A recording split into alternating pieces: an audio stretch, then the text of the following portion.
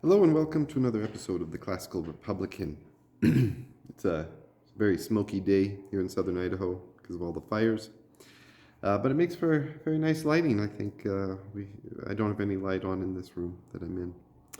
But today we're talking about ranked choice voting. There's a lot of videos on YouTube about ranked choice voting that are really good, help you to understand the whole theory behind it.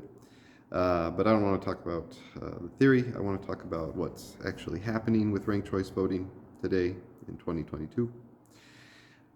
So we got to be in 2022. We got to talk about Alaska.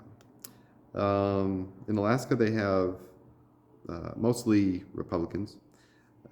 They've got a strong majority, but as far as elected officials, they got a lot of Republicans. Murkowski and Sullivan are both Republicans in the U.S. Senate. They just had an election replacing the only seat for the House of Representatives from Alaska, and the person they were replacing, who had died, had been there for a very long time. So in the legislature, they have in the House they have 18 Republicans and 15 Democrats. In the Senate, they have 13 Republicans and 6 Democrats. So good-sized majority. But let's look at the percentage of voter affiliation, and that's where you'll see that it's not as a good situation for the Republicans, for the Republican Party in Alaska, as it is, say, in Idaho. Let's see. So in 2022, you have the Republicans at 23%, Democrats at 12%, but then you have unaffiliated. Well, they have two categories. They have unaffiliated and non-affiliated. It's kind of the same thing. But that's at 58%. So, most people are independent-minded. So it looks like, if you look at the elected officials, it looks like it's a one-party state, but it's not that strong of a one-party state as you would see in places like Idaho or Hawaii. So what happened in the election for the House seat? You had, and it was a special election, so that kind of plays into it also. And you had some other things going on nationwide that might have played into it. But you have Peltola, who was the winner, and she ended up with 40%. You had Palin with 31% and Begich with 29%. But Begich's since he got third place, his second place votes went up to either Palin or Peltola. And a lot of the Republicans did not put a second place choice.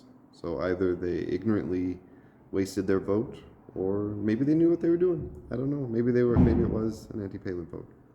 So this will change how voters think about elections, and it'll change how parties organize for elections. Because right now, third parties, they'll have a chance to actually elect candidates to office rather than just pushing an issue and hoping they get co-opted by a larger party.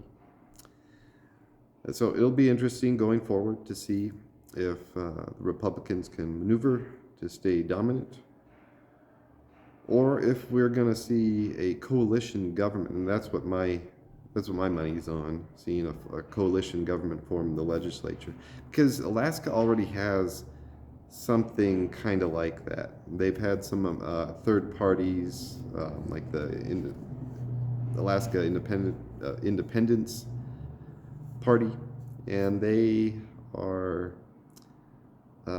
they kind of form coalitions with other parties in the legislature. So this group that made ranked choice voting a law in Alaska is going to other states to organize, and they're also in Idaho. Um, so we're going to see this in other states probably.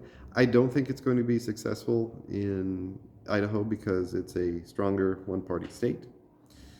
So you can see my other videos on why the GOP is really like a grand council in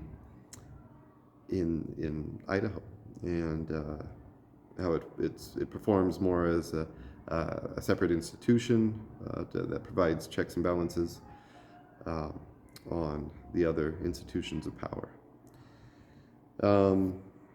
Another reason it's not going to work because groups like Reclaim Idaho are already in the crosshairs of elected officials, and so we saw that with the special session last week, and they're not going to. Well, we'll see how successful groups like these are going to be in Idaho. So there's some really interesting things going on with the democratic element of the republic. Remember, in the republic, you have the three forms of government melded together. Well, not really melded, but together, working. You have the one, the few, the many. And the many are organizing and figuring out what they can do with their power. So it'll be very interesting to see. Until next time, long live the republic.